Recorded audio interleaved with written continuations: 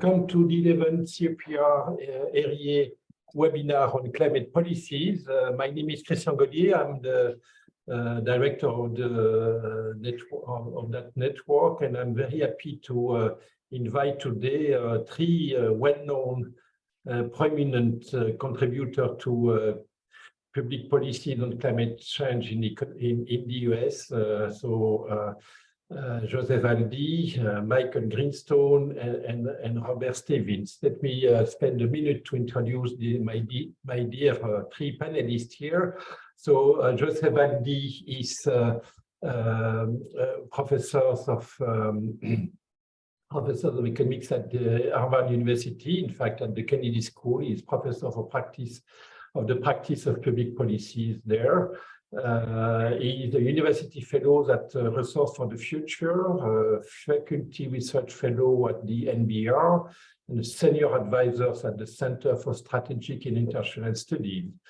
He is also the faculty chair for the regulatory policy program at the Mossavar Hamni Center for Business and Government. His research focuses on climate change policy, energy policies, and regulatory policy. The second panelist will be Michael Greenstone. Michael is the Milton Friedman Distinguished Service Professor in Economics, as well as the director of the Becker-Friedman Institute and the Interdisciplinary Energy Policy Institute at the University of Chicago.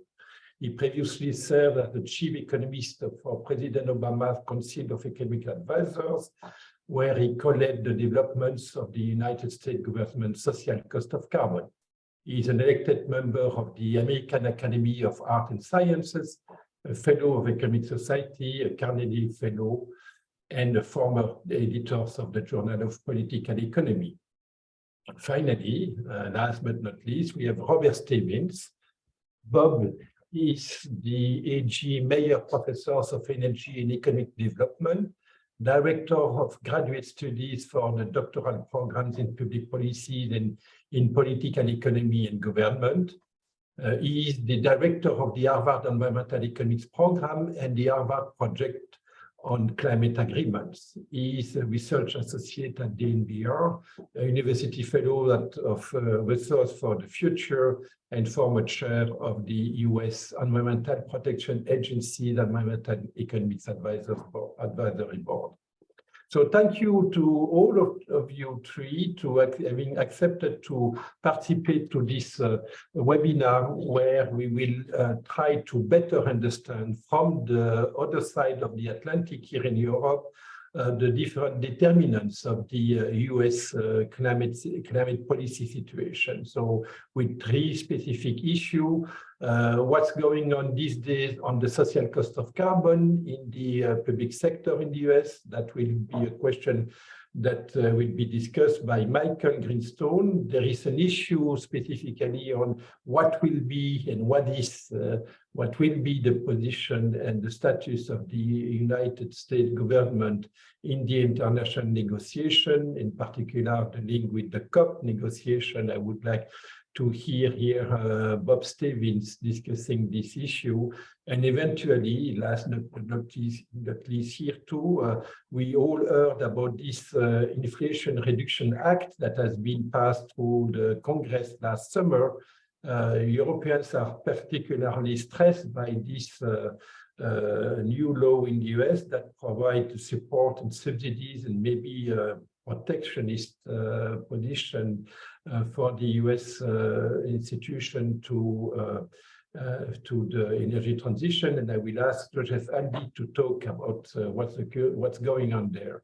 So I ask the three panelists to make their presentation for a maximum duration of 20 minutes. That will leave open the discussion for the last 30 minutes after, what's your time, in 1 hour from now. So we will have a 30-minute discussion. Be prepared, prepare your question in the Q&A of this webinar. Thank you very much. So now, without any further details, let me give the floor to my first panelist, Joseph Aldy. Thank you, Christian. It's a pleasure to be here. Let me pull up my slides for you. So in the United States, we've tried a number of approaches to how we would go about mitigating emissions. About 15 years ago, we started a rather intense debate in our Congress about whether we would have comprehensive economy-wide cap and trade legislation. As everyone knows, that did not succeed when it moved over to the US Senate. We then tried a period of time in which we were exploring various kinds of regulatory tools. We're still using some of these regulatory tools, but some of the most comprehensive and ambitious efforts have been thwarted through a rather long, complicated legal process. And so what we've seen in the past 2 years was an effort engaging both the White House and Congress, and at first the House, and then last year with the Senate, on how to use various kinds of subsidies to support the deployment of clean energy technologies. And so I'll focus here in my remarks opening up our session here today about how those subsidies in the Inflation Reduction Act, the primary legislative tool, although not the only one, that will advance the deployment of clean energy technologies, how it's designed, what are its key objectives, and what I think are some of the key questions when we think about what impact it will have, as well as where I think some of our scholarship can actually help inform our understanding of this policy and hopefully build more effective climate policy down the line. So first, let me start with providing a bit of an overview of how the Inflation Reduction Act fits within current U.S. greenhouse gas emissions and the targets that this administration have set for reducing our greenhouse gas emissions. So we've seen really since about 2006, with some up and downs, a declining trajectory in U.S. greenhouse gas emissions. A lot of this has been occurring through the power sector, as we have significantly pushed out coal with a ramping up of natural gas and a ramping up of non-hydro renewables, primarily wind and solar technologies. We had, from back in 2009 and 2010, a pledge from the Obama administration to cut emissions 17% below the 2005 levels by 2020. That goal was met, but as everyone knows, because of the nature of the pandemic and the impact that had on the global economy, and certainly on the US economy, that last little bit to get to compliance with that may have been a function of truly what we hope is a unique year in terms of on many dimensions, including the US energy economy. The Obama administration pledged to continue emissions down to 26 to 28% below 2005 by 2025. The Biden administration has called for an acceleration of that to reduce emissions by at least half by 2030. That is in their nationally determined contribution under the Paris Agreement, and to achieve net zero emissions by the year 2050, a goal shared by the EU and many other nations now around the world. Now, to sort of put this in context, then, there are a number of policy objectives that I think that animate what the Biden administration wants to do and what the Biden administration in concert with Congress agreed to in the Inflation Reduction Act. So first, there's what we think of the primary policy objective of reducing emissions in line with these goals, but layered over that are a number of other policy objectives that help inform our understanding of how these policies were developed. So there's a kind of Buy American ethos that is common throughout the Inflation Reduction Act, and I'll go through some examples of that in a moment. We've seen this in various forms of previous legislation. The 2009 Recovery Act, the economic stimulus bill in response to the Great Recession, had some Buy American provisions as well. This is it takes several different forms in the Inflation Reduction Act, and as Christine noted at the top, has drawn the ire of some Europeans, but don't worry, the Europeans are not alone. It's drawn the ire of people from other parts of the world as well. There is the interest in supporting unionized labor, what we call within the U.S. the kind of Davis-Bacon Act that really calls on meeting the wages in your local market consistent with what are unionized wages, and have appropriate apprenticeship programs. And we'll see where some of the subsidies in the Inflation Reduction Act are much more generous if you're able to meet these conditions that we typically associated with this part of U.S. law. Environmental justice is something that's come to the forefront in the Biden administration. They have announced at the beginning of the administration what they call the Justice 40 initiative, which called for at least 40% of the benefits of the clean energy transition accruing to disadvantaged communities, low-income communities, communities with high concentrations of people of color. And so this is something that also animates a lot of what the Biden administration is doing and how they will go about implementing provisions in the Inflation Reduction Act. And then we have some of the sort of existing laws that place some constraints on how we build out our energy economy. And so a key one with that, but not alone, is NEPA, the National Environmental Policy Act, that does provide environmental reviews of any major energy infrastructure. NEPA, or some of the other acts that sometimes require reviews, are sometimes thought as slowing down some of our infrastructure investment. That may be a challenge when we think about the need to really accelerate investment in infrastructure if we're going to rapidly decline our emissions in the U.S. economy. But in a sense, you need to satisfy all these policy objectives if you're going to actually get to yes in the US Congress. And so to actually get a piece of legislation, a bill in Congress that can get a majority in both the House and the Senate, you need to be able to draw and satisfy each of these objectives. I'll also note, without getting into too much of the detail and the arcana of how the US Congress works, the Inflation Reduction Act was passed through something that we called budget reconciliation. That was the legislative vehicle. That actually enabled the Democrats in the Senate to pass this bill without any Republican support. Typically, a piece of legislation in the US Senate needs to have more votes, needs to have a supermajority of at least 60 of the 100 members to pass. But there's one kind of legislative vehicle that focuses on just taxes and spending. That's why there's nothing that's regulatory of nature in the Inflation Reduction Act. You can't actually use this legislative vehicle for that. So that's one reason why we have a bill that is primarily subsidies. There's some things that raise revenues. One minor provision that raises revenues in the clean energy space. Most of the other revenue raisers are more generally in the tax code and the reforms to the tax code made in this law. But it helps give a little bit of a sense of the institutional constraints that cause the focus here in this climate legislation to really be focused on climate subsidies. So when we think about the Inflation Reduction Act, it is, in terms of the estimated impact, is that it will result in either the outlay of spending or foregone revenues through tax expenditures of about $369 billion over 10 years. About 3/4 of this, about $270 billion, is through the tax code. Various kinds of tax credits. Again, the majority of these are going through the power sector. So it's for renewable power, for zero emission sources of power. So some of this could be for new nuclear, some of it supports existing nuclear, some of it could be for fossil with carbon capture and storage. There's about $35 billion of support for advanced fuels and electric vehicles, and about that same amount again for supporting residential homeowners and investing in energy efficiency, and in the manufacturing sector for their investments in clean energy. In addition to the tax expenditures, there's a number of different kinds of spending programs, whether it's for energy loan guarantees at the Department of Energy, whether it's a new spending program at EPA, which is intended to focus primarily on low-income communities, and also on very specific purposes, such as retrofitting diesel buses or trying to promote afforestation in our existing ag and forestry lands, and other smaller programs. So when you think about the Inflation Reduction Act and its impact in meeting our emission goals, one way to sort of think about this is sort of a, if you will, a kind of 20, 30, 40 metric. And by 20, 30, 40, I mean to say that right now, US emissions are about 20% below their 2005 levels. The sort of best estimates, if we sort of continue on current trends and with current policies, we're likely to get down to about 30% below our 2005 levels by the year 2030. If we were to, in implementing the Inflation Reduction Act, we're probably cutting our emissions down to about 40%. Now, there's certainly uncertainty here. I'm showing results from one modeling group, the Rhodium Group, that did a lot of sort of real-time analysis of policy proposals over the course of 2022. But having said that, there are other modeling teams that have produced similar kind of results. And so what that means is that we're going to continue to see a decline in US emissions. We're going to see that decline much faster over this decade because of the Inflation Reduction Act, but it's still not quite enough to get you to that 50 to 52% reduction that's called through in the nationally determined contribution that the Biden administration put forward under the Paris Agreement. So there's still more work that would need to be done, whether that's through new regulations under existing statutory authorities or potentially new actions by the states using their authorities or other legislation that might come down the line from the US Congress. Now, to sort of put this in context, I'd like to dig down a little bit on some of the design of the Inflation Reduction Act, think about these design issues and where there may be opportunities for research to better understand the impacts and inform how we might develop more effective climate policy down the line. First, I want to note that while there's this estimate that we're going to spend $369 billion over 10 years, and it's going to get us in that range of 40%, there's a lot of uncertainty in these outcomes.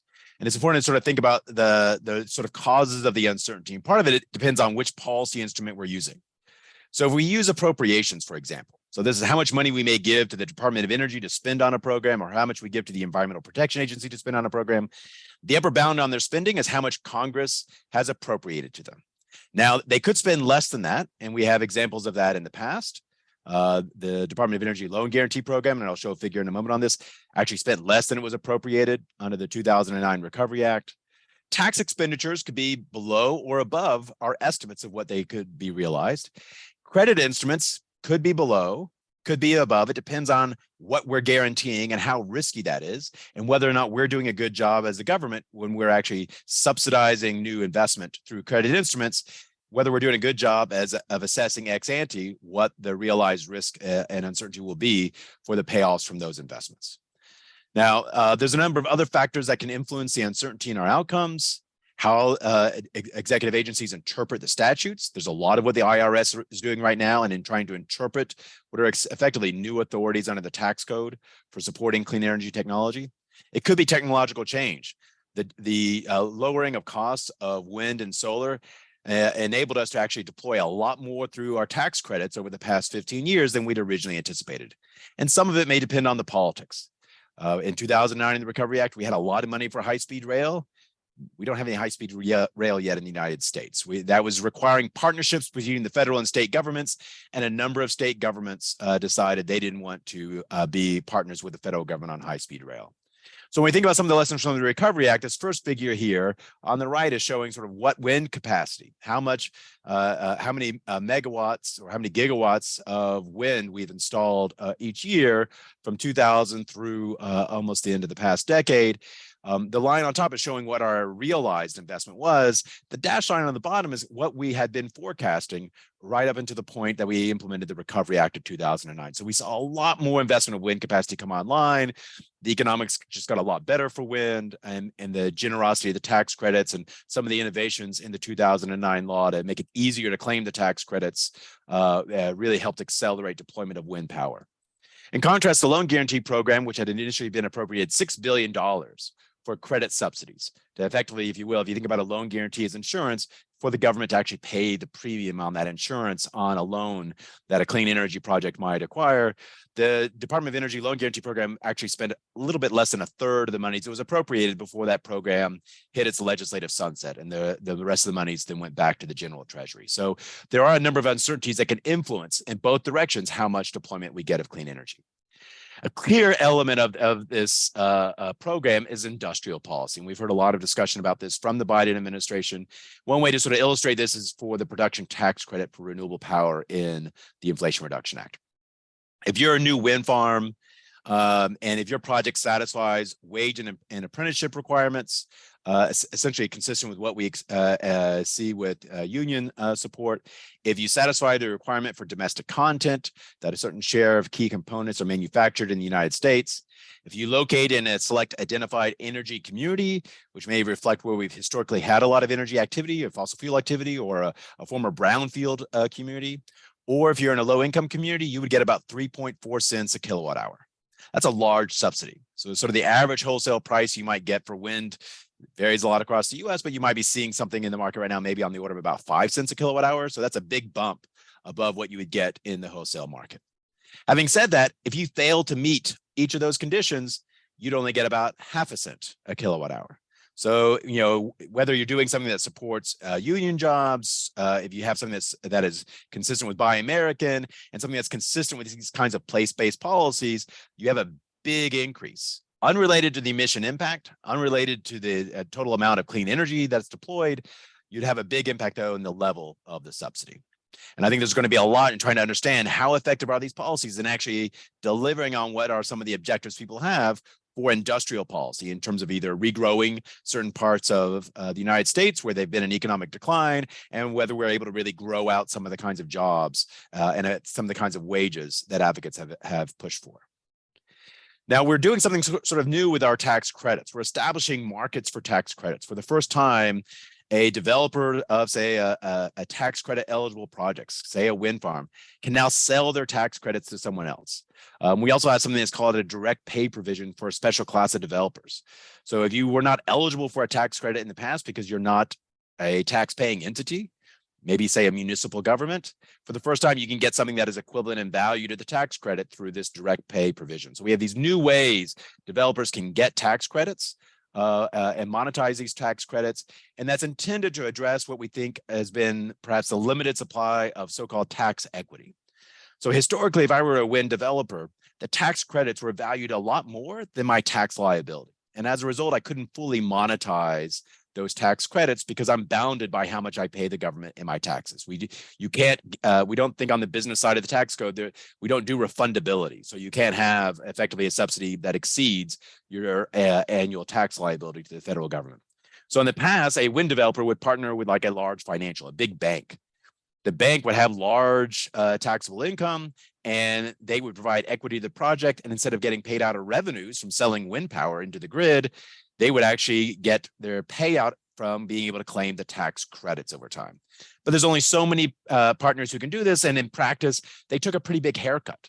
So about for every dollar of subsidy that was going out from the Treasury, about 85 cents of that was going to the renewable developer, and about 15 cents of that was going to a private bank. And so the intent here to make these transferable is to sort of circumvent that kind of constraint. This year, this market may be in excess of $10 billion. So we're going from 0 to 10 billion really fast. And I think there's some important questions about how well that market will function. What kind of information we need for that market to function well? Is there anything the government can do or anything that key stakeholders can do to produce that kind of information for a more efficient market? Any kind of institutional design that would make that market work more smoothly, so we don't let the financing through transferability serve as any kind of barrier to clean energy deployment. We're also seeing something kind of new in some of the elements of the Inflation Reduction Act towards a trend towards technology neutrality. Traditionally, our tax credits were very technology specific, but starting in 2025, the production tax credit, the PTC, the investment tax credit, the ITC will be emission based. We see a new subsidy for hydrogen fuels. The hydrogen production tax credit varies with the carbon intensity of production. We're seeing for oil and gas operations a methane fee that would effectively reflect the social cost of methane. We're also seeing for carbon capture and storage technologies, a tax credit that is valued at per ton of CO2 that is sequestered in the ground. And so I think part of it is worth exploring some of these instruments to get a sense of whether our subsidy design is better reflecting cost effectiveness that we might associate with carbon pricing. Are we getting closer to efficiency if some of these approaches to technology neutrality enable us to think about the subsidy being closer, say, to the social cost of greenhouse gases? It may also be worth thinking through how well these work in concert with regulations. The methane fee is going to be tied with what is a current proposed regulation on methane going forward. And so it'll be interesting to see how those two sort of interact and play out in the coming years. And then finally, I want to make a comment about performance evaluation. As I noted at the top, one of the key objectives for the Biden administration is to ensure that the benefits of the clean energy revolution are being shared, especially with historically disadvantaged communities through their Justice 40 initiative. The challenge is there's not much of the Inflation Reduction Act that specifically targets these communities. But having said that, there's a lot of investment that could occur that's spurred and subsidized by the Inflation Reduction Act that will deliver benefits for these communities. So even though a lot of the tax credits for renewables do not target these communities, to the extent that they are going to be displacing fossil fuel power generation, and we'll get less local air pollution if we're burning less coal for electricity in certain parts of the country, that's going to deliver benefits to some of these communities. And so I think it's going to be important for us to think about how we're going to design the programs, collect the data, and conduct ex post evaluation to be able to understand who's enjoying and sharing the benefits of the clean energy deployment that's supported through the Inflation Reduction Act. There's a lot of opportunity here, I think, for learning and for policy updating. Sometimes the bureaucracy in the federal government isn't that enthusiastic about this. Michael can speak about this some from, I think, his experience working at the Council of Economic Advisors and how he tried to push a sometimes reluctant bureaucracy in certain parts of the U.S. government in trying to design and implement their programs to enable credible evaluation of the causal impacts of the policy. But I think there are some new innovations in the federal policy in the United States, especially through the implementation of the Foundations for Evidence-Based Policymaking Act, what are now called learning agendas that every federal agency has now, where you can make a key part of what they're doing to try to implement this evidence-based approach to policymaking, make it a central part of how we learn how well our climate and clean energy agenda is being designed and implemented through the Inflation Reduction Act. So it's been a pleasure to join you here. I look forward to the comments from my fellow panelists, and I'm also excited about our discussion after the presentations. Thank you, Christian. Thank you very much, Joseph. That's perfect in time and in quality of the of the content. So keep your question for the end of the three presentation. We will have 30 minutes discussion on these three panelist slides. So I directly go to the next panelist with Michael Greenstone, who will talk about the social cost of carbon. So Michael, the floor is yours. Thank you. It's my great honor to be on a panel with Joe and Rob, and it's always a pleasure to see you, Christian, and I hope we see each other in person soon. It goes to everyone. So I'm going to try and cover the regulatory side of U.S. policy, and in particular, I'm going to focus on the social cost of carbon, which is a number I like to refer to as the most important number you've never heard of.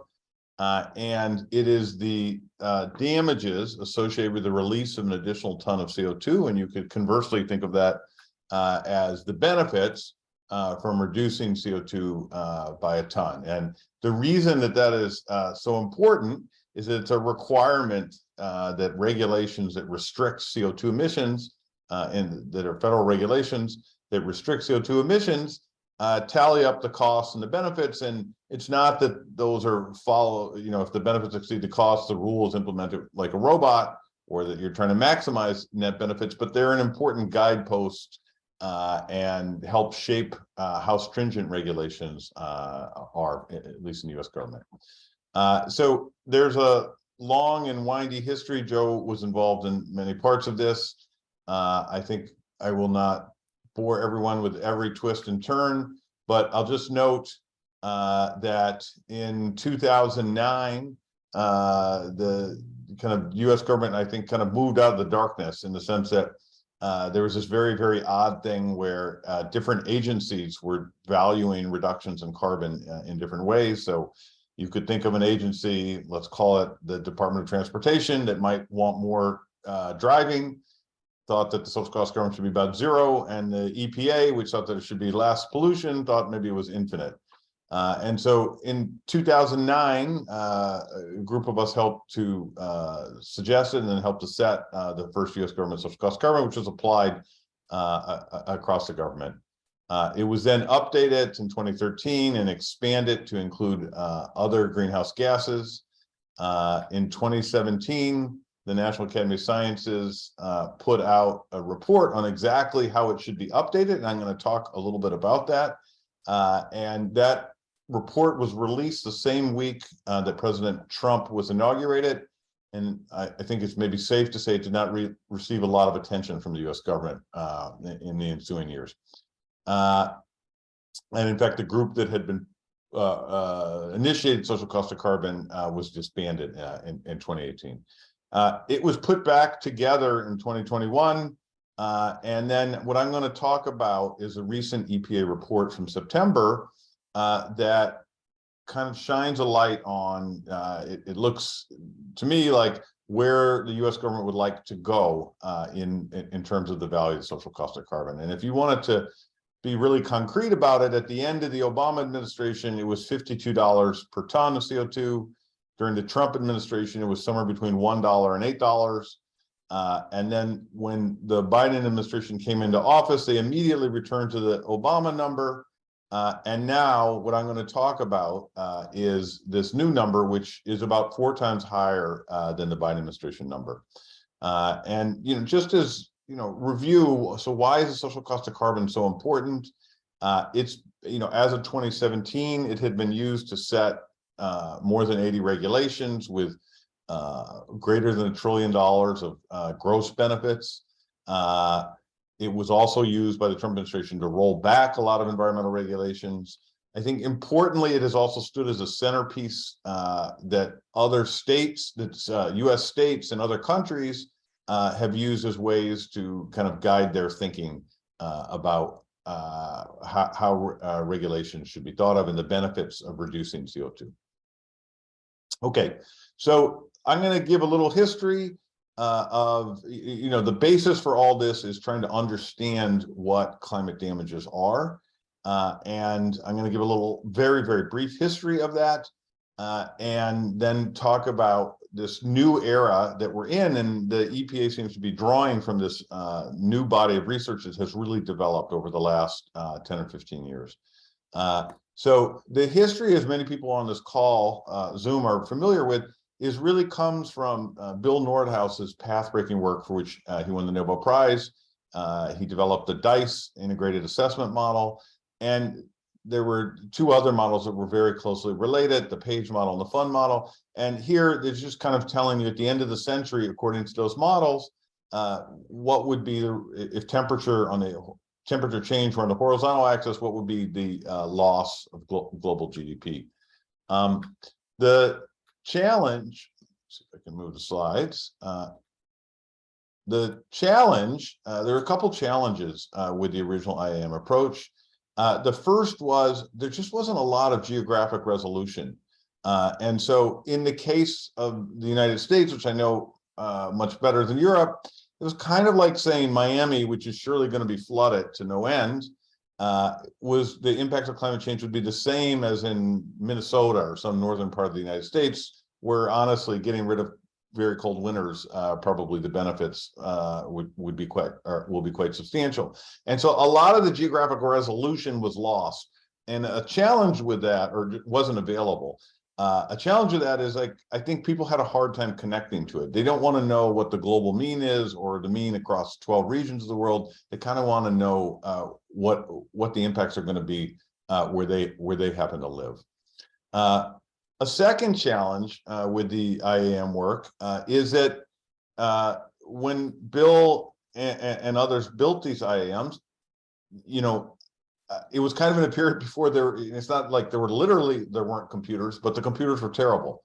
And it was also where there wasn't lots of data available. And so they did like totally sensible things. They made assumptions about what the relationship was between damages and temperature change, and, you know, argued about, was it quadratic or cubic or something like that. And you can see here all the papers that they relied on were kind of from the mid-90s or early 2000s. And what that missed was this explosion of research that has gone on in the last 10 or 15 years. And so I guess what I'm trying to say is there was a great opportunity to improve our understanding or take advantage of advances in research. And the $51 per ton number was kind of stuck using those IAMs. The National Academy of Sciences outlined how to make advances on the climate models, on discounting, on damages, and a couple groups, when in the face of the Trump administration's kind of ignoring of the National Academy of Sciences, a couple groups got together on their own and kind of took up the mantle. RFF has done some very, very important work, especially focused on discounting, and the Climate Impact Lab, which I helped form with three friends and colleagues, Trevor Hauser, Solomon Shung, and Bob Kopp, emphasized damage estimation and kind of building a new holistic model. And so I'm going to talk about that a little bit here for a few minutes. And so this Climate Impact was a collaboration between the University of Chicago, where I teach, Berkeley, the Rhodium Group, and Rutgers, reflecting each of our affiliations. Okay, so we said for ourselves, you know, this is a little bit like, I don't know if this phrase works in Europe, but like in the US, everybody loves apple pie. And then I'm sure this is also true in Europe, everybody loves their mother. And so we set like a couple criteria that were meant to be non-controversial and kind of in the spirit of you should love your mother and you should love apple pie. And you should have the best available empirical evidence, the best available climate models. The data should be globally representative. The estimate should account for adaptation and its costs, and the approach should value uncertainty and unequal impacts. So the way we went about doing that is kind of sector by sector, and then pulling it all together. And at this point, we've done 5 sectors. We're working on several more, but there are 5 completed ones that will feed into this $190 number. The first is the mortality sector. What will changes in temperatures do? The second is agriculture, energy consumption, labor supply, and coastal damages. And then we're later this year, probably in the summer, we're going to release what we're calling an integration paper that kind of pulls us all together. And I'm going to cheat and show you guys some of the results of that today. Okay, one thing that we thought was an attribute is we were able to get really fine-grained geographic resolution using this approach. And rather than relying on the 12 regions that the Rice model had used, we were able to provide estimates for 25,000 separate regions around the world. We try to match them to political jurisdictions. So in the US case, it's counties, in India, it's districts, and I think it varies a little bit across European countries. Let me give you a flavor. So each of these 6 maps are damages associated in the red box here for mortality, electricity, other fuels, labor supply, agriculture.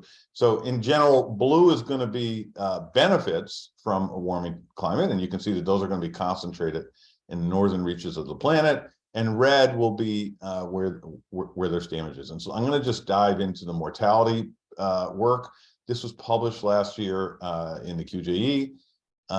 And, you know, a key first step was to just get data from as many parts of the world as possible. And I'll just spoil the punchline here. What we're going to find is very substantial mortality impacts of climate change. And that stands in contrast to what had previously been known. And and previously it kind of looked like it would be zero, where people thought the decrease in very cold days would be counterbalanced almost perfectly by the increase in very hot days. And the problem was all the data that people had been using, which was the only data that was available, tended to be from kind of rich, very temperate places like the US or Northern Europe. And so once you start to get data from the whole world, the picture changes quite dramatically. And I'll try and talk about that. So here is what we refer to as a response function. This is on the horizontal axis, daily temperature, and on the y-axis, we have deaths per 100,000, and this is our estimating equation. And I'm just going to show you, we're going to do this for separate age categories, and this is using this data from around the world. So for less than 5, we basically find no relationship between temperature and mortality. For 5 to 64, we find very little relationship as well. And then we find this very sharp U relationship for people over 65. And you can see very cold days and very hot days are quite dangerous and lead to high rates of mortality. So this will be that underlying relationship that drives the results that I'm going to show you. What was also interesting that came out of the data are that U relationship for over 65 is deeply or strongly modified by 2 factors. The first is your underlying climate. So if it's a hot place, and I'm going to show you, you know, if it's a hot place that you live in or a cold place, and then also by income. And so let's just take a look at this. So here's the relationship for people over 60. When a hot day arrives that's greater than 35, that's the mean daily temperature relative to 20 degrees C. And you can see there's a very sharp relationship in these red places in the world, the very cold places. That is, lots of people die when a hot day arrives in one of these places. They come very rarely, but when they do. Now and that's the coldest decile. Now I'm going to move down deciles. So here's the 9th decile, the 8th decile, the 7th decile, 6, 5, 4, 3, 2, 1. And what I want you to take away from that is there's lots of adaptation happening in the world. When, you know, in the US, you would call this something like Houston. When hot temperatures come to Houston, they're much less deadly than when they come to, say, Seattle in the United States, which doesn't get hot days very often.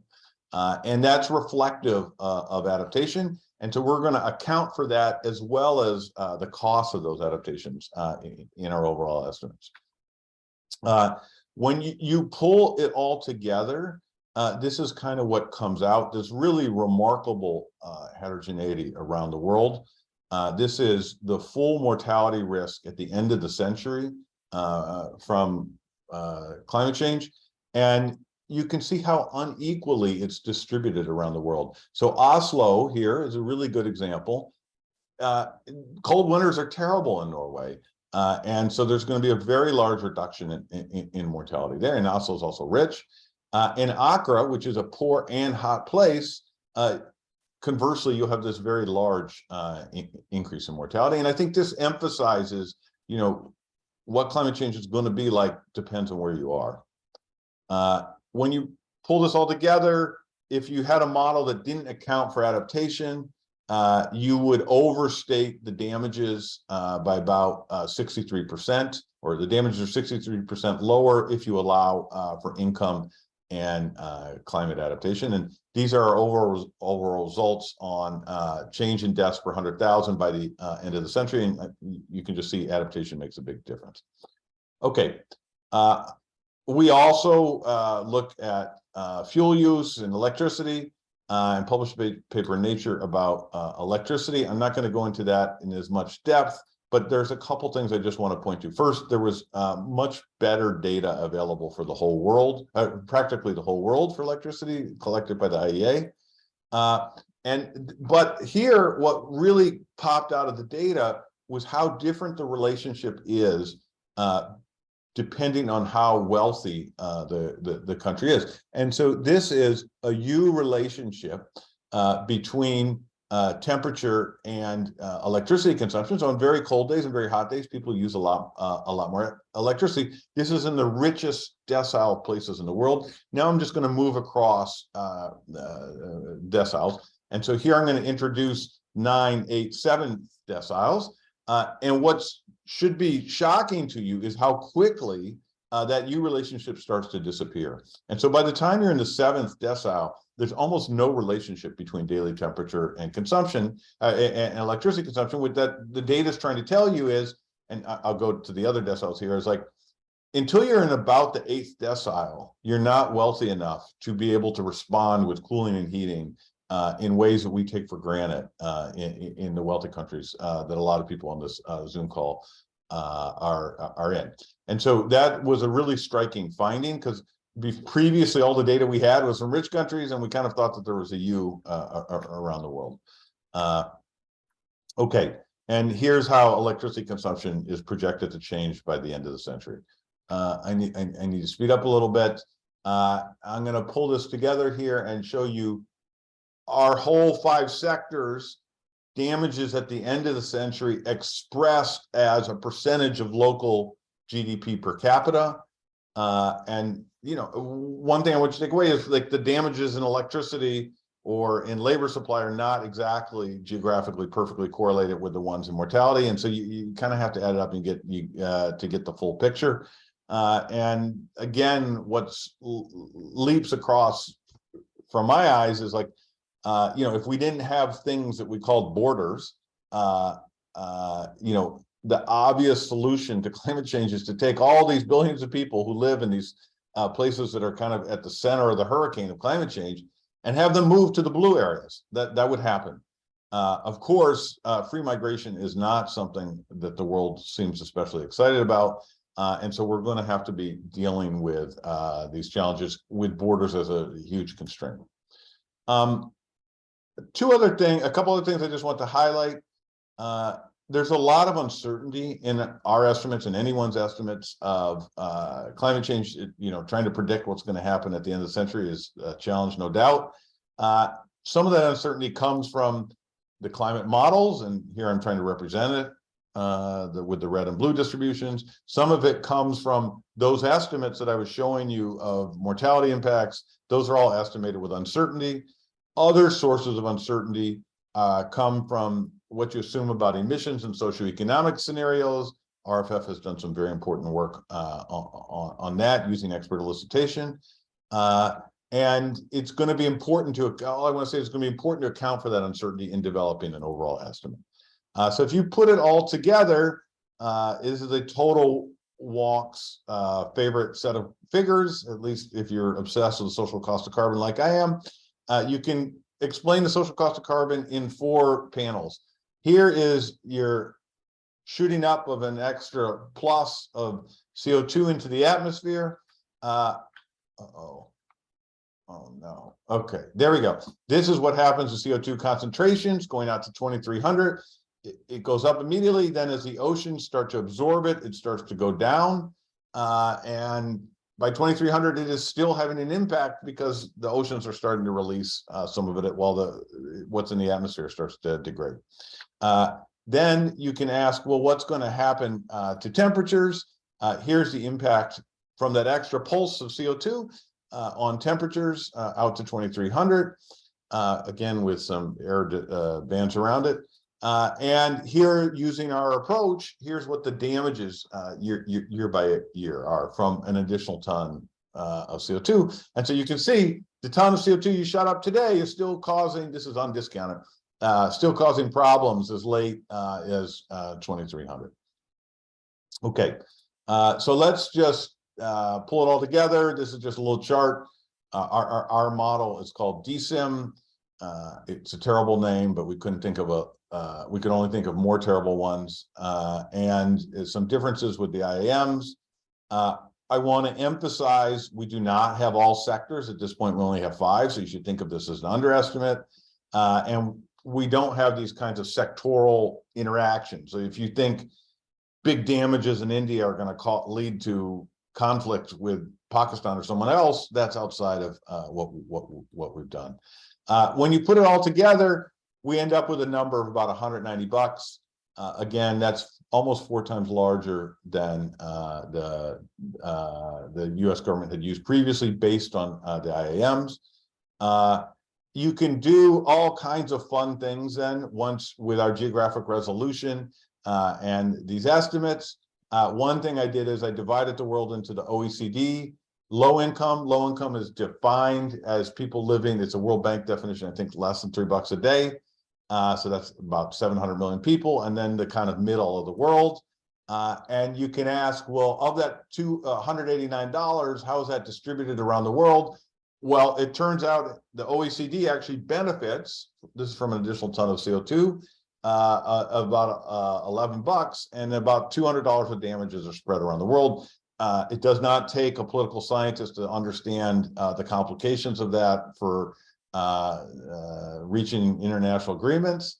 A different way to examine this is to look at damages at the end of the century as a percentage of the region's 2099 GDP. And here you can see again how unequal the damages are going to be distributed. In OECD, the damages will be about 1.5% of GDP, according to our estimates, 8% in that today's middle income countries, and about 12% of GDP in today's poor countries. Okay, you can also do all kinds of other funds and games once you have the social cost of carbon. You could just multiply the social cost of carbon by today's global emissions. I would argue that really is marginal relative to what's in the atmosphere. We're doing about $7 trillion worth of damages a year. The world is based on its emissions. And so in principle, in some kind of green GDP accounting sense, you could shave that off of growth. And I'll just close with, why is it so valuable? Or let me phrase that a different way. What are the implications of a higher social cost of carbon? Well, in the previous one, these are a bunch of different policies that the U.S. had. Most of those policies didn't look like such a hot idea. It looked like the costs exceeded the benefits. With a higher number, you can see many of the policies that the U.S. or states have pursued in the United States now have kind of moved into the green. And so let me close with that and just say how excited I am to hear what Rob has to say next. Thank you. Well, thank you very much, Michael. Very nice. Let me directly go to Rob's presentation because we are a little bit late. Thank you. In order to leave time for questions, I think I'm going to eliminate some of my slides to make my presentation briefer. So what I'm talking about, as you can see, is trying to place what's happening in the United States into the global context, in particular with regards to the negotiations of the UNFCCC and the annual conferences of the parties. Of the 180 people who are watching this, I have no idea how many of you are familiar with the international climate negotiations. So I'll just say very briefly, it started in Rio de Janeiro when the Framework Convention was itself agreed to. That was in 1992. And then since then, starting in Berlin in 1995, there have been annual conferences of the parties of the agreement. So COP1 was in Berlin, COP3 was in Kyoto, Japan in 1997. That was when the Kyoto Protocol was agreed to. Fast forward to Paris, 2015, COP21. That was, of course, the Paris Agreement. And then just a few months ago in Sharm el-Sheikh, Egypt, was COP27 in November of 2022. And that's what I'm largely going to talk about. What I want to say before I get into talking about Sharm el-Sheikh is that there has been an evolution over time in the negotiations. The first one I went to, which was actually with Joe Aldy in Bali, Indonesia, COP13 in 2007. And there was something very important that happened over time, and that is the original Framework Convention provides a role for quote unquote civil society to participate. That doesn't mean that they're voting members in the negotiations for an agreement, but that they're invited. And in other words, NGOs of all kinds, trade associations, universities, on and on. And back in 2007, I would say that 95% of the meaningful action was taking place within the negotiations themselves. And then 5% were these civil society sideshows, including our own.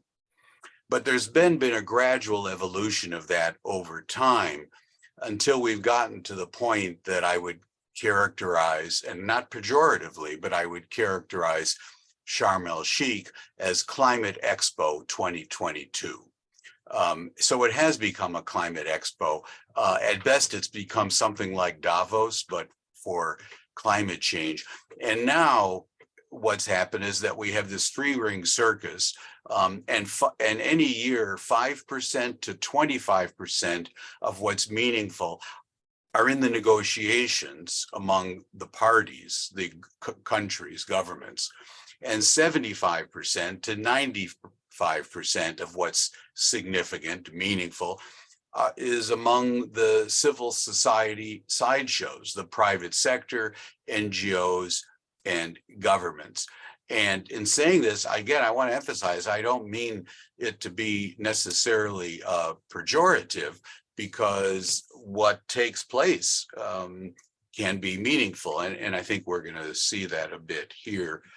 So with that, I really want to go right to Sharm el-Sheikh. I'm going to skip some background, also skip the Paris Agreement, and go right to what happened in Sharm el-Sheikh. To me, it's quite interesting that the most important development during COP27 occurred 6,000 miles away in Bali, Indonesia, when President Joe Biden and China President Xi Jinping met on the sidelines of the G20 summit. And they didn't just shake hands for the photographers, but they held a 3-hour meeting discussing a lot of topics, including climate change. Now, that's important because, of course, during the Trump years with America First policy, there was the beginnings of a great deal of protectionism and also hostility towards China. Alas, America First evolved in the Biden administration to American manufacturing first. And in addition to that, is the reality that in the United States, there is bipartisan support for very few issues, but one in the Congress for which there's bipartisan support is economic protectionism. And it's for a variety of reasons that the Republican Party, which was historically free trade, has become quite protectionist. The Democratic Party, which has moved further left to its progressive, quote, fringe, that series of progressives are themselves, it turns out, protectionist. So there is bipartisan support. In addition to that, there is bipartisan support for China bashing. And some of that is for good reasons or not. There are a variety of issues which have nothing to do with climate change, which have to do so with international trade, with concerns about human rights in China, with democracy, lack of democracy in Hong Kong, with threats of Taiwan, on and on. And for all of those reasons, we've seen a situation in which the co-leadership of the United States and China during the Obama administration, which is what led to the Paris Agreement. The Paris Agreement would not have taken place had it not been for the co-leadership of China and the United States. I can defend these claims if anyone cares in Q&A. So then there was the shaking hands and a conversation that took place in Bali. Well, it did immediately trickle down. I was talking with the negotiating teams from many countries, including certainly the EU negotiators in the US, and the signal trickled down to John Kerry and Xi Jinping, the head of the two negotiating teams. And so it appeared at the time that there might even be a return to the co-leadership that had been so instrumental for the enactment of the Paris Agreement in the first place. But now I think we have to acknowledge, or at least I'll acknowledge, that ongoing political developments, including balloons floating over the United States, but also all the ongoing protectionism and national security concerns in the South China Sea may well overwhelm that. So it's really too soon to say. So let me leave Bali, Indonesia, and go back to Egypt. And what was interesting or important that happened there? Well, the most contentious and most dramatic decision at COP27 had to do with a fund for so-called loss and damage. So for those of you who are not aficionados, may I explain? The Paris Agreement itself, as was the Kyoto Protocol, is largely about emissions reductions via these nationally determined contributions. Aldy mentioned that the US is 50 to 52% by 2030 relative to 2005, which is actually quite ambitious for the United States. But that's all about emissions reductions, mitigation. There are also some elements in the Paris Agreement that really address adaptation. At least some countries think they address adaptation. That includes this $100 billion fund, which isn't fully funded, that gets a lot of talk. But adaptation is not possible for some impacts, the poster child being the existential impacts on small island states, but also drought in sub-Saharan Africa, probably. And so the notion is that there's still another element, and that's what, when they refer to loss and damage, that's what it's referring to. The third one, for things that are not addressed by mitigation, since climate change will happen anyway, and can't be addressed by adaptation. Now, this has actually been quite controversial. Going back, it's now been on the table for about 8-9 years, and it's always been controversial because there's a bimodal distribution of views. On the one hand, you have the most vulnerable countries in the world for whom this is absolutely essential to consider this, and you can see why.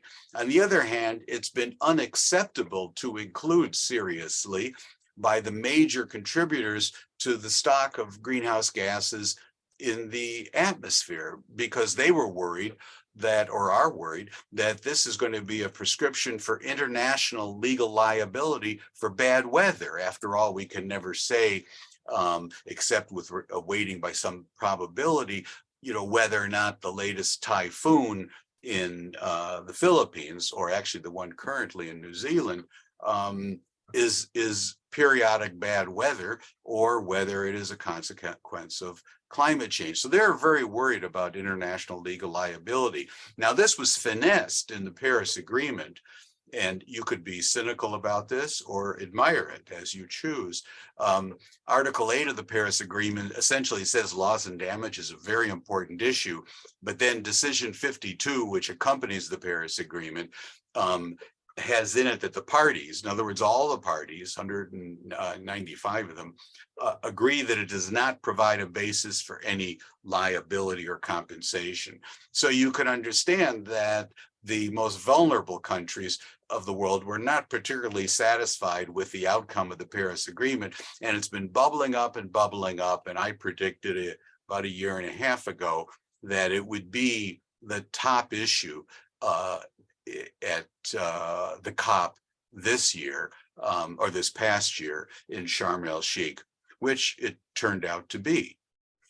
What happened was that even though the US for years, whenever there was talk about creating a fund for loss and damage, the US was very strongly opposed to it. So were China and the European Union, the major contributors to the stock, for the reasons I said before. And on the demand side, a fund could eventually add up to trillions of dollars. That's on the demand side. I'm thinking that the World Bank estimated that the 2022 Pakistani floods cost $40 billion in damages. So eventually, globally, with damages getting worse, you could see what would happen. But on the supply side, although there have been some quantitative pledges, they're in the tens of millions of dollars and naturally come from European countries. So then the question comes up, is this new loss and damage fund just an empty shell? Now, China has verbally supported the creation of a fund, but they say that as a developing country, they won't contribute to the fund. Their position, of course, is linked to the 1992 list of non-Annex I countries, when China's per capita GDP was less than $400 per year. Of course, since then it's grown by 3,300%, but China retains its claim to being a developing country, so they won't contribute to it. Now, the US story winds up in a similar place, and this is my language. It's not an official pronouncement from the US government, but my language is that the US view is that we, the US government, support the loss and damage fund. After all, they did, Kerry changed his views and the US voted for it. But due to a Republican majority in the House of Representatives, it is simply impossible for us to make any commitments of new funding. In other words, China and the US wind up in the same place. Loss and damage is important. The loss and damage fund is important. We support it, but no, we're not giving any money to it. So that takes me back to the question, is the loss and damage fund an empty shell? Or you could ask, is it a principled first step toward an equitable allocation of responsibility under the Paris Agreement? And I guess I would suggest that it's really some of both. How it evolve over time, whether it'll go all one or all the other, I don't know. Now, there were other developments and issues at COP27. I think I'm just going to mention two of them. One is that if you read the press, the hand-wringing was about that the closing statement didn't fully embrace the 1.5 degrees C target. It's a bit valid concern, but what I reflect on, having been involved in this for quite a while, is that the pre-Paris IPCC predicted 7 degrees C global warming this century, with the original Paris nationally determined contributions, if they were complied with, down to 3 degrees C.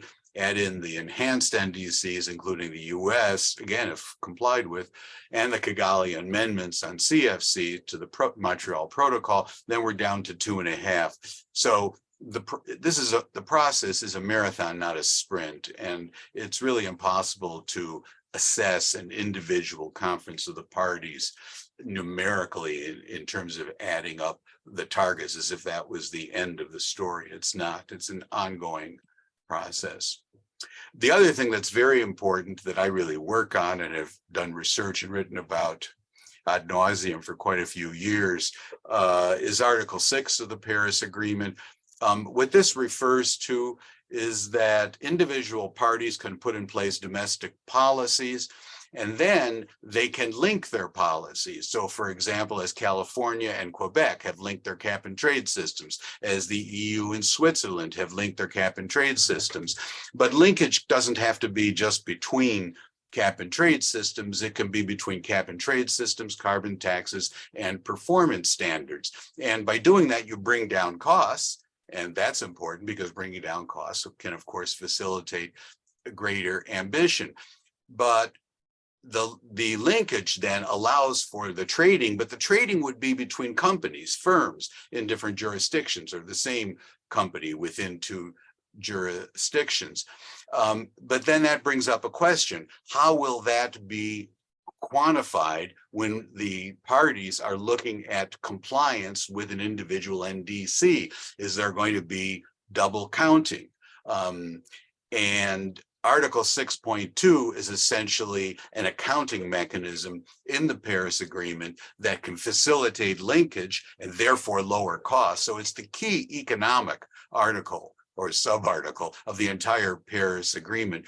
Unfortunately, recent developments cause concern, at least to me, that some countries, some parties are interpreting Article 6.2 to be like the Kyoto Protocol's Article 17, which, gosh, 20 years ago I wrote about with Bob Hahn why it was never going to accomplish anything. And it may go in the same direction. So finally, what to expect at next year's COP28 in Dubai. And the only reason you should listen to what I'm saying about what to expect next year is that it turned out I was right about a year and a half ago about what to expect would happen in Sharm el-Sheikh. So COP27 Sharm el-Sheikh, that was officially the implementation COP. And next year's COP28 in Dubai, United Arab Emirates, is officially the global stocktake COP. We could talk about that. But if COP27 was in effect, turned out to be the loss and damage COP, which it was, then I would suggest we might expect that because of the incoming UAE presidency of COP28, not just the fact that it's the UAE, but also the specific presidency, will make it the carbon removal COP with much renewed attention, at least in terms of the UNFCCC, to carbon capture and storage, carbon capture and utilization, direct carbon removal, and even solar radiation management. Now, if that happens, it is going to be controversial, like loss and damage was this year, but of course, for different reason and with very different parties on the two sides of it. So I think I'm going to stop with that and turn it back to you, Christian. Wow, thank you very much, Rob. Well, this was a very intense and rich set of contribution to the debate. Thank you so much. I think I better understand the current situation in the US. I have several questions, and I will complement this question with those who are currently on the Q&A. So let me first start with Rob, as it's still hot in my mind. What do you mean by this Article 17 in Kyoto being something bad and probably destroying value? And could you tell us more about that? You didn't mention the possibility to move from a COP system where you need unanimity to an alternative system where some countries would decide to do some side negotiation and compromise and coalition, like a climate club idea. So let me start with these two questions, Rob. So, Christian, first of all, I would have been very disappointed if you didn't raise the prospect of climate clubs as an alternative to the United Nations Framework Convention on Climate Change.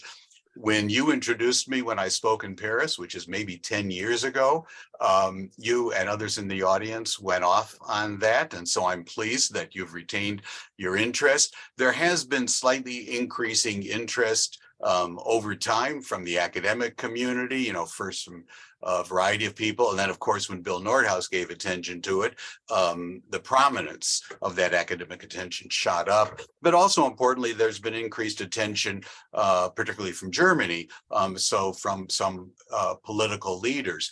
What's important is that in the foreign ministries around the world, the notion is somewhat frightening, and they're not supportive of it.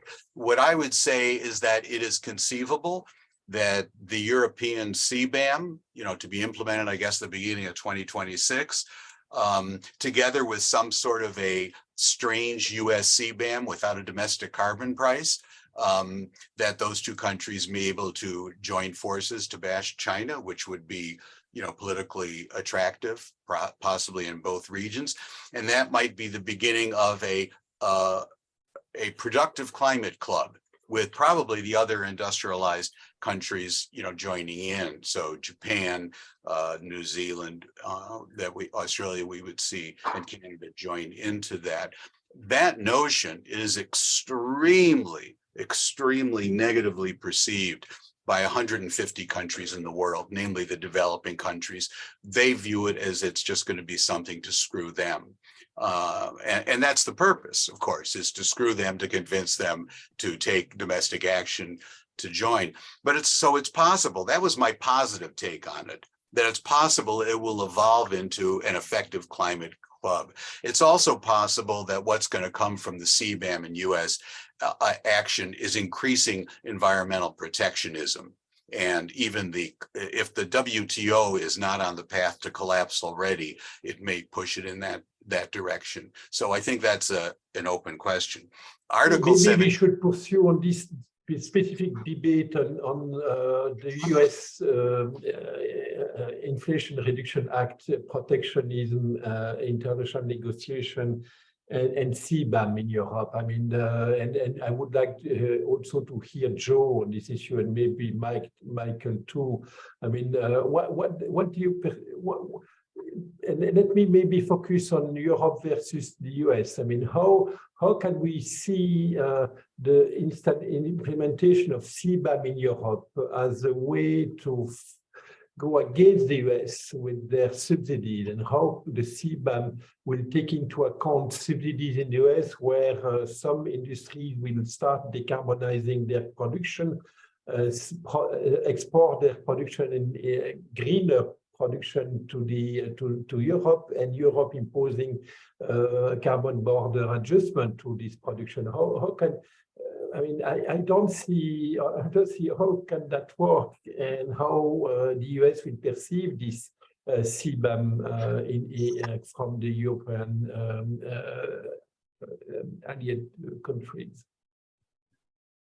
So maybe Joe.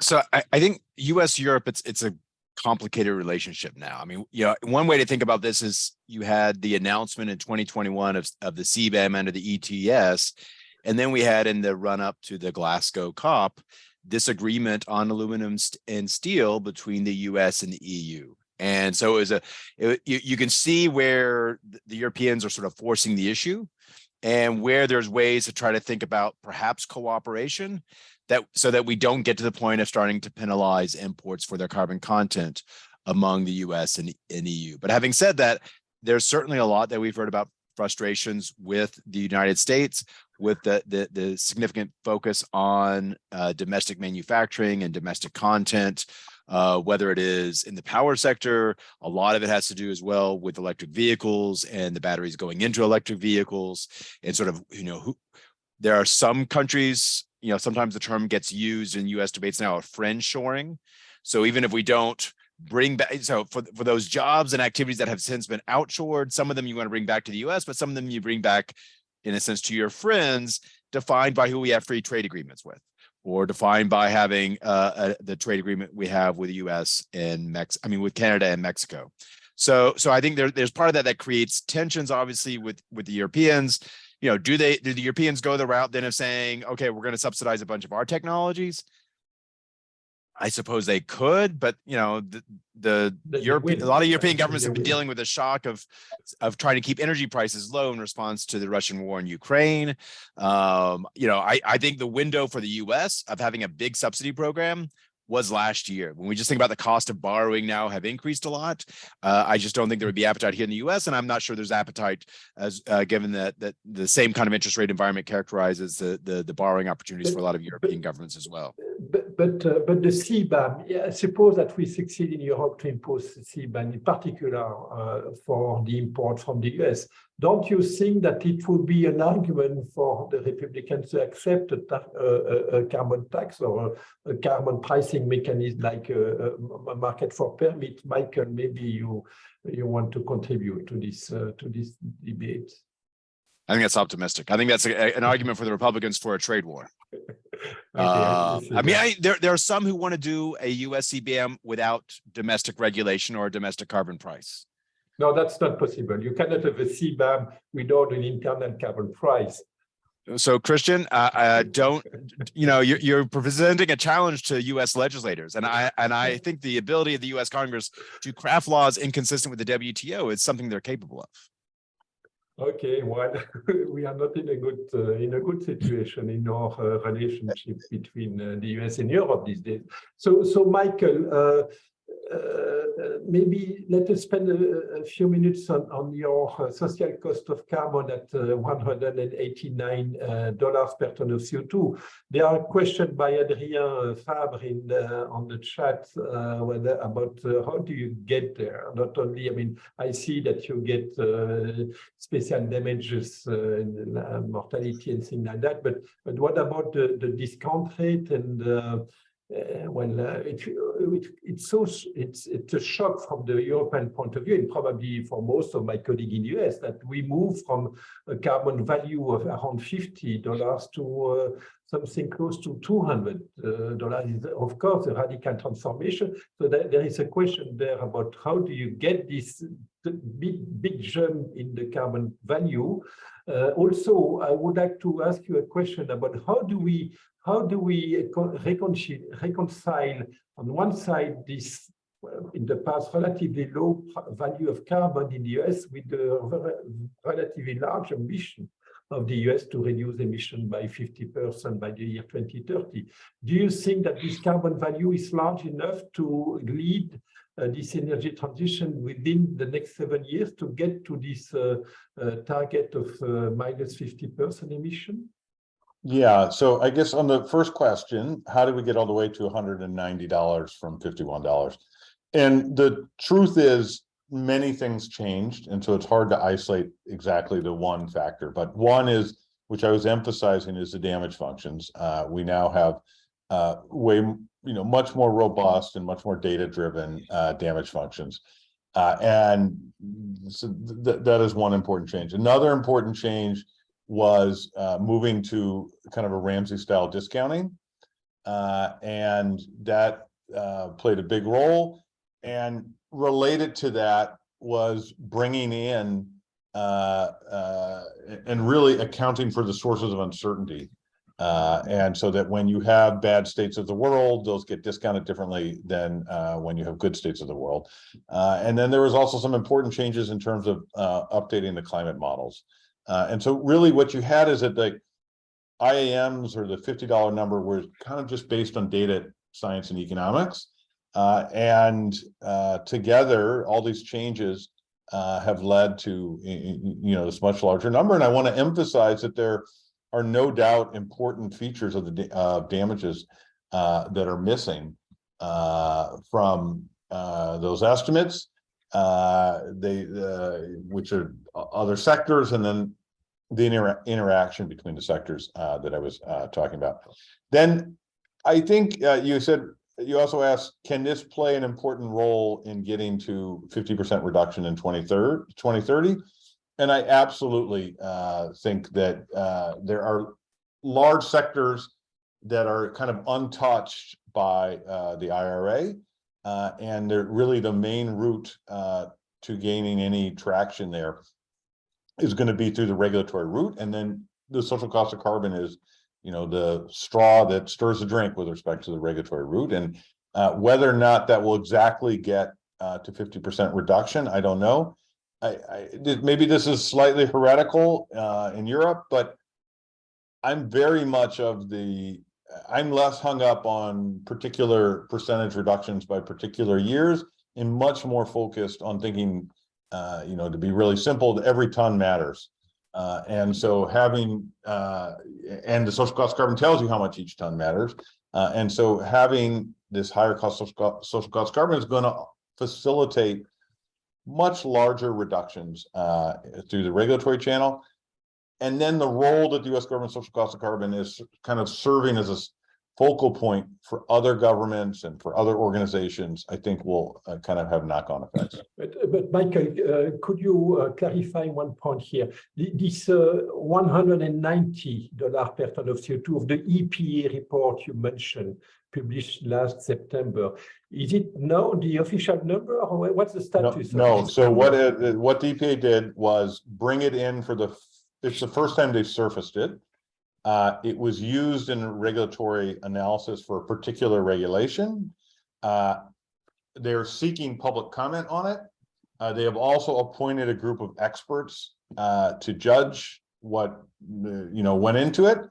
And then based on that public comment, which I think is closing in maybe today or tomorrow, they and their set of experts will make some ultimate judgment on is this.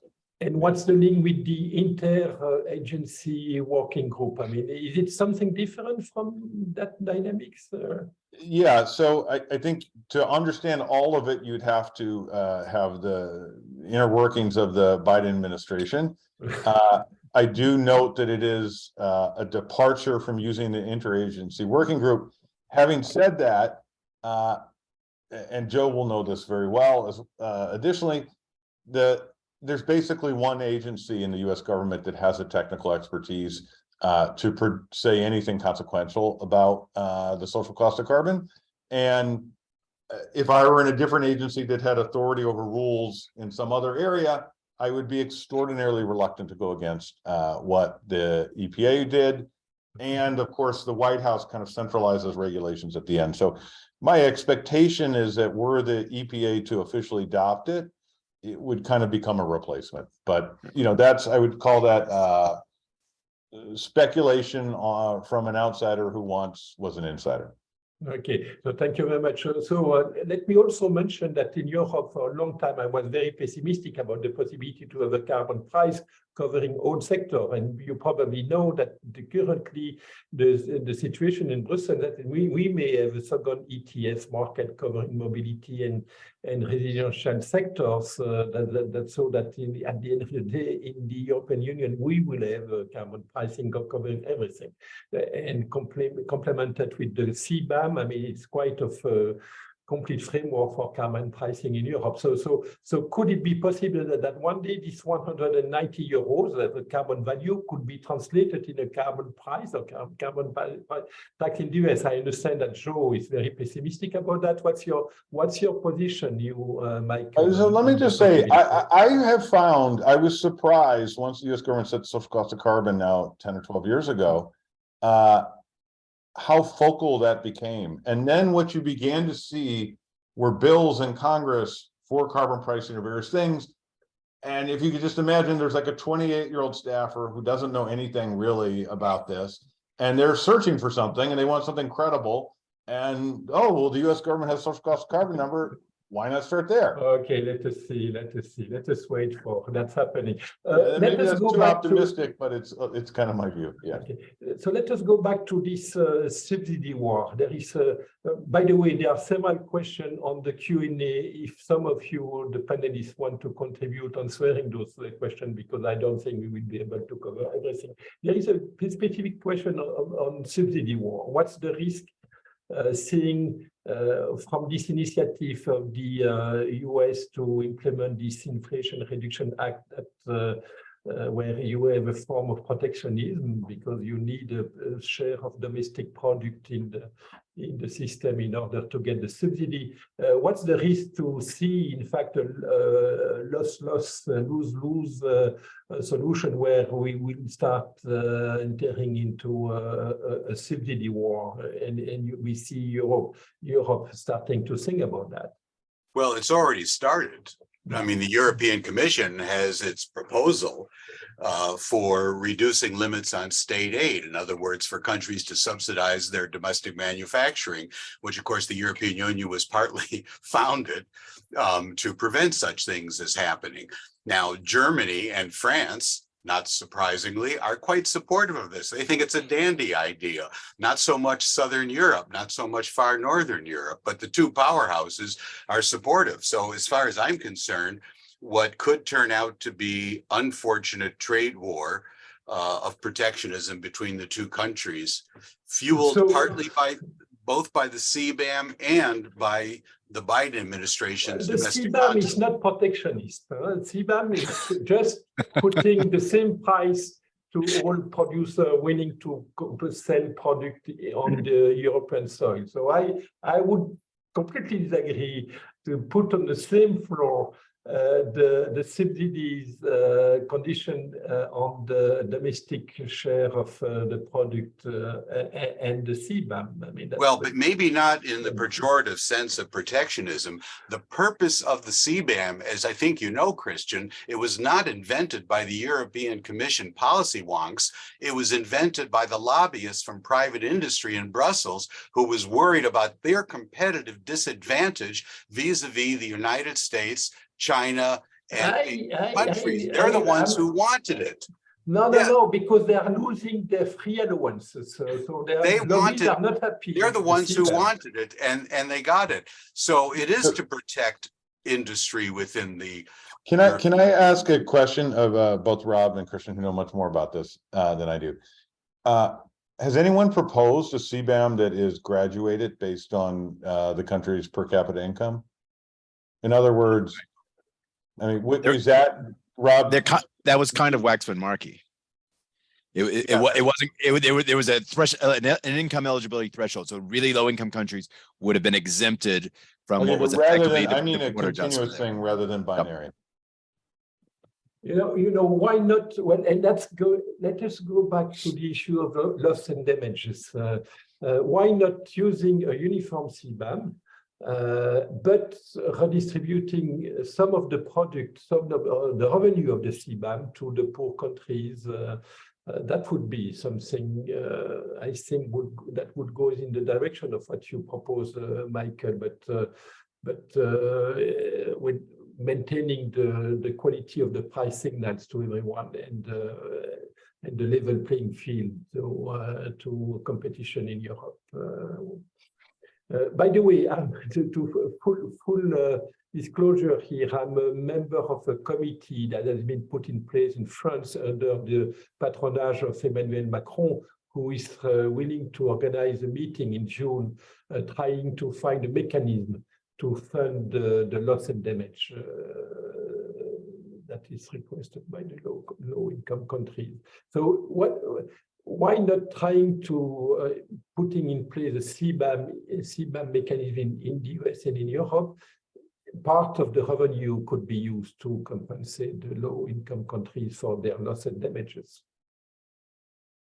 But let me say something. Has anyone a proposal to try to solve this loss and damages issue, which will probably block the future COPs? So 26 years ago, on the road to Kyoto, Brazil proposed something called a Clean Development Fund. Yeah. And the idea of this is it was basically going to be a $10 a ton penalty for every ton that a developed country missed its target under the Kyoto Protocol.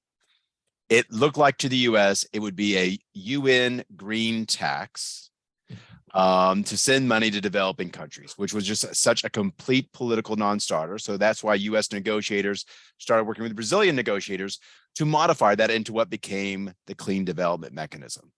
So I think the idea of designing some kind of tax instrument, which is already a little bit politically fraught, although if it's a tariff, if it's a tax that we think is being imposed on foreign entities, and we don't really think seriously in the political world about economic incidents, maybe you can get away with that. But then the idea that you carve out some of the revenues and send them to developing countries, I think that's politically really difficult in the United States. And I think Rob got to that when he talked about the prospects of US funding of loss and damage in his presentation.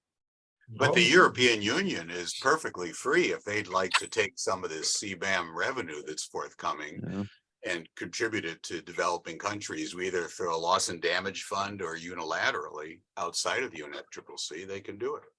Well, I think that when Europeans will understand that the CBAM impose a loss on purchasing power on themselves rather than being paid by the producers in China, they will realize that maybe they need compensation for themselves rather than for the low-income countries. So But currently there is a possibility that the CBAM, part of the CBAM could be used for that.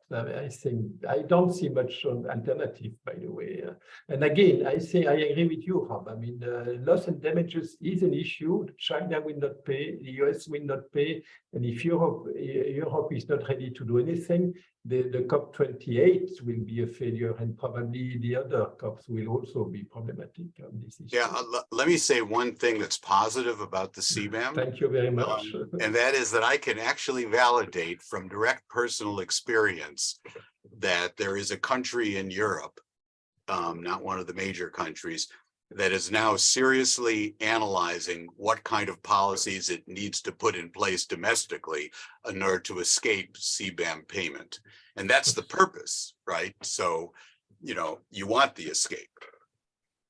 Okay, don't tell me which country. Okay, so thank you very much. We didn't cover everything, but it was a very large and encompassing set of topics, and I think that personally I learned a lot from your discussion, dear panelists. Thank you very much again, and see you soon. Bye bye. Thank you. Great. Bye bye. Thanks, Christian. Take care.